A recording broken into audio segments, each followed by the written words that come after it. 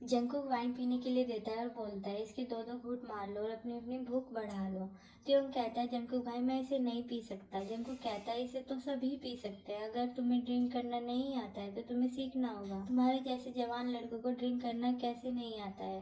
Don't worry, इसमें alcohol नहीं है, बिकॉज ये मेरे डॉग ने भी पिया था और उसे कुछ नहीं हुआ था।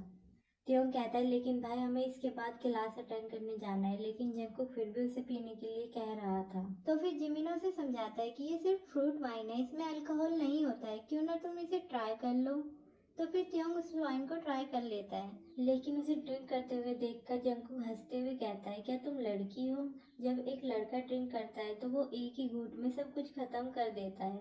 जिमिना इसे दिखाओ कि एक लड़का कैसे ड्रिंक करता है। जिमिना एक ही घूंट में सारा का सारा गिलास पी गया और खांसने लगा। त्योंग उसकी पीठ पर हाथ फेरता हुआ कहता है कि धीरे धीरे पियो, क्या तुम्हें पानी चाहिए। लेकिन जिमिना खांसते हुए कहता है कि नहीं, मुझे पानी नहीं चाहिए, मैं ठीक हूँ।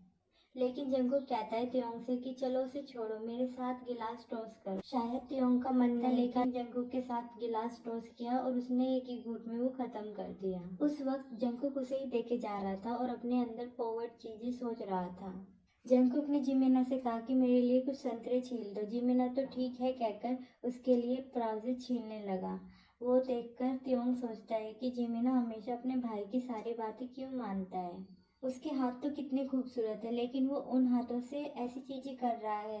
जंकुक अपने छोटे भाई से ऐसा काम करा रहा है, वो त्योंग को बिल्कुल भी अच्छा नहीं लग रहा था। फिर खाने के बाद जंकुक ने कहा कि चलो मैं तुम्हें दोनों को स्कूल छोड़ देता हूँ। लेकिन जिमिना कहता है भाई बास्केटबॉल खेलने के बाद हम दोनों के कपड़े बहुत गंदे हो गए हैं, इसलिए हम पहले शावर लेना चाहते हैं। जंकुक ने कहा हाँ ठीक है, फिर मैं भी कौन से जल्दी में हूँ। फिर जिमिना अपने रूम में शावर लेने चला गया और त्योंग से कहता गया कि तुम भी चलो, तुम बाहर इंतजार कर लेना, मैं जल्दी करने की कोशिश करूंगा। लेकिन जंकुक त्योंग से कहता है कि मेरे रूम का बाथरूम यूज कर लो, इससे टाइम भी बचेगा और हम ट्रैफिक में भी नहीं फंसेंगे।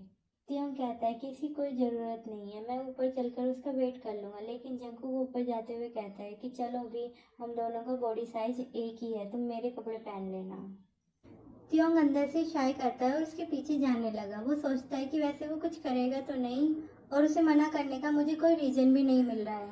जंकुक उसे अपने रूम में ले आया और कहा जाओ तुम शावर ले लो, मैं तुम्हारे लिए कपड़े निकाल देता हूँ। कपड़े तो उसे बहुत जल्दी मिल गए थे, लेकिन उसे रूम में रहना था, इसलिए वो ढूंढने का नाटक कर रहा था। वो तो अभी अपने कपड़े निकालकर अंदर चला जाना चाहता है, लेकिन वो अभी ऐसा नहीं कर सकता है। एक भूखे भेड़िया के सामने एकदम फ्रेश मीट रखा हो, लेकिन उसके बीच में एक कांच की दीवार है, जिस वजह से वो भूखा भेड़िया सिर्फ राल टपका सकता है, उसे टेस्ट नहीं कर सकता है। तो अभी जंकुक को उस भेड़िया जैसा ही फील हो रहा है। वो ये सोच लेता है जब वो वक्त आएगा तब मैं उसे पूरे दिल से एंजॉय करूंगा।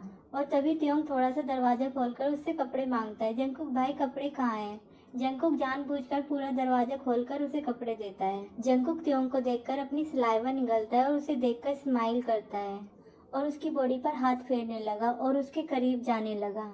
त्योंग मौन करते हुए जंकुक का नाम ले रहा था, जंकुक जंकुक। वो जंकुक को अच्छा लग रहा था, लेकिन त्योंग बहुत तेज से बोलता है जंकुक भाई। तो तब जंकुक अपनी इमेजिनेशन से बाहर आया कि ओह तुमने इतनी जल्दी चेंज भी कर लिया।